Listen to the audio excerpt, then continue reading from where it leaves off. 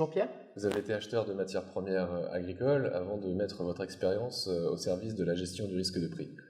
Un poste que vous occupez d'ailleurs actuellement au sein du groupe Tereos. Dans le cadre du Paris Grain Day, vous allez aborder l'analyse quantitative et l'utilisation que peuvent en faire les opérateurs au quotidien. Pour commencer, je vais vous demander de vous présenter. Donc, je suis le directeur des risques du groupe Tereos, qui est une coopérative française leader sur le marché du sucre, de l'éthanol au niveau français et européen, et puis également très impliqué, c'est moins connu, sur le marché des amidons et des produits amylacés, et cela au niveau mondial avec une implantation internationale. Il y a également au sein de ce groupe une activité canne à sucre au Brésil de taille importante, ce qui est un point, je dirais, notable par rapport au groupe Tereos. Ma fonction au sein de ce groupe, direction des risques, consiste à s'assurer de manière assez simple que les risques économiques sont gérés et que les achats et ventes qui sont réalisés permettent de créer une marge conforme aux attentes et qui permettent une juste et bonne rémunération des betteraves à nos planteurs.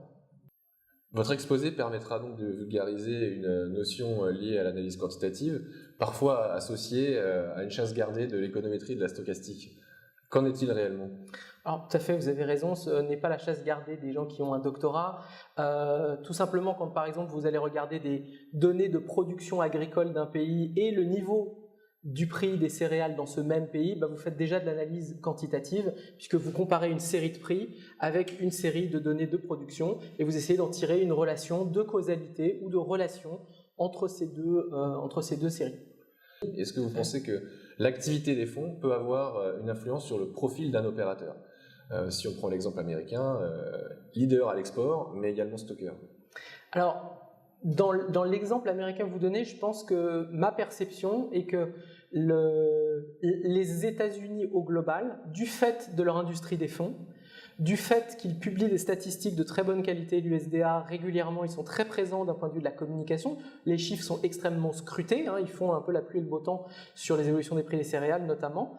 Je pense que les États-Unis ont une influence disproportionnée par rapport sur le marché des grains mondial, par rapport à l'importance relative qu'ils ont. Alors certes, les États-Unis sont un exportateur majeur à la fois de blé et de maïs et de soja et de certains autres produits, mais globalement, j'ai la perception, et on peut le quantifier d'une certaine manière, qu'un mouvement de production de 5 millions de tonnes aux États-Unis et un mouvement de production de 5 millions de tonnes en Chine, en Inde ou en Russie n'a pas le même impact sur le marché. Et je pense que le positionnement des fonds et la réaction rapide des fonds d'investissement à ces données, je dirais américano-américaines, et qui concernent pour une large part le marché américain, sont une des pistes à creuser derrière ça.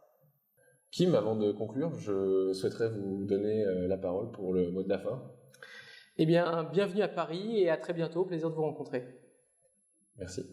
Merci.